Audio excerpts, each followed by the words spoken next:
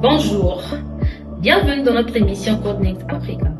Aujourd'hui, nous abordons une thématique très cruciale qui est au cœur de la santé d'entreprise, celui de la cybersécurité. Pour ce faire, je suis avec Monsieur Cyriac Ovaga, consultant en sécurité informatique, et Monsieur Trésor Rondou, consultant en formation, avec qui nous parlerons de cette problématique de la cybersécurité. Bonjour messieurs. Bonjour. En novembre 2024, un pirate a mis en vente des données médicales sensibles de plus de 750 000 personnes, prétendues volées dans un hôpital. Ces données comprenaient des informations personnelles et des dossiers de santé détaillés, exposant les victimes à des risques accrus de fraude et d'usurpation d'identité. Le pirate a affirmé avoir exploité une vulnérabilité dans le logiciel dont je ne citerai pas le nom, utilisé pour gérer les dossiers patients. Monsieur Cyriac Ovaga, qu'en pensez-vous de cet incident? Avant de pouvoir parler de la situation qui est en rapport avec cet incident, il faut comprendre que dans les attaques, nous avons plusieurs approches. Les cyberattaques, nous avons des attaques par l'extérieur et des attaques en interne. Sur les attaques par extérieur, vous avez souvent deux approches. Vous avez le phishing, qui est un email qui est envoyé. Et sur la base de cet email, lorsque l'employé clique, il télécharge un logiciel qui permet d'exécuter un certain nombre d'actions malveillantes. Vous avez aussi des systèmes par attaque DDoS. Ça signifie que les hackers regroupent un certain nombre de serveurs qui vont lancer des requêtes jusqu'à saturer le réseau et empêcher le serveur ou les applications au sein de l'entreprise de pouvoir fonctionner. De l'autre côté, vous avez ce qu'on appelle par des systèmes d'attaque en interne. Alors, ces systèmes d'attaque en interne passent généralement par des approches d'évaluation de vulnérabilité. Donc, sur ces approches-là, vous avez déjà la partie scannage des ports et des serveurs. Vous avez la partie gestion des accès. Donc, est-ce que chaque utilisateur a un accès? Est-ce que les accès sont enregistrés comme cela devait être? Et vous avez aussi toute la partie gestion de l'infra. Donc, le réseau. Est-ce que quelqu'un, par exemple, depuis tel bureau peut accéder aux informations de tel bureau? Tous ces cas de figure-là nous ramènent à un certain nombre de procédures et un certain nombre de concepts qu'il faudra appliquer.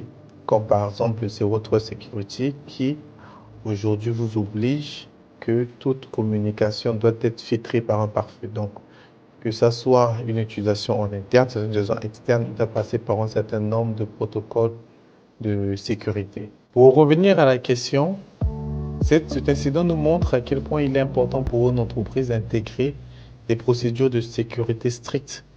Et ces procédures de sécurité strictes sont définies par certaines normes. Et dans la norme ISO 27001, qui pouvait être utilisée au sein de cette entreprise pour la protéger de ces difficultés ou de cet incident. Alors, Monsieur Ovaga, merci pour votre intervention. Quelque part, j'ai entendu une norme de sécurité ISO 27001. Je suis très curieux de savoir de quoi il s'agit et quelle est son importance sur ce sujet de cybersécurité. Sur ce, j'invite M. Trésor à nous dire un peu plus sur la norme de sécurité 27001. Merci pour votre question, madame. Alors, la norme ISO 27001 est une référence internationale pour la mise en œuvre d'un système de management de sécurité de l'information au sein d'une entreprise. C'est une norme qui permet de définir un cadre permanent permettant aux entreprises de renforcer la sécurité de leur système d'information, mais également de s'assurer d'une forme de résilience face à ce genre de cyberattaque. Et le cas que vous avez évoqué, le fait que cet arnaqueur ait dérobé des informations au sein de cet hôpital, peut être comme ça une illustration d'un manque de renforcement de la sécurité de leur système d'information. Je suis convaincu que cet hôpital n'avait peut-être pas jugé la nécessité d'implémenter cette norme-là au sein de leur organisation, ce qui aurait pu leur permettre certainement de se mettre à l'abri de ce genre d'attaque. Parce que la norme, quand elle est implémentée dans votre entreprise, elle vient essentiellement pour éviter à ce que vous puissiez être victime de ce genre de cyberattaque. D'où l'intérêt des entreprises d'implémenter cette norme de sorte à renforcer efficacement, à renforcer en toute efficacité la sécurité de leur système d'information, mais également de renforcer leur résilience, une fois de plus, face à des cyberattaques. Merci, Monsieur le Président Gondi, pour votre intervention.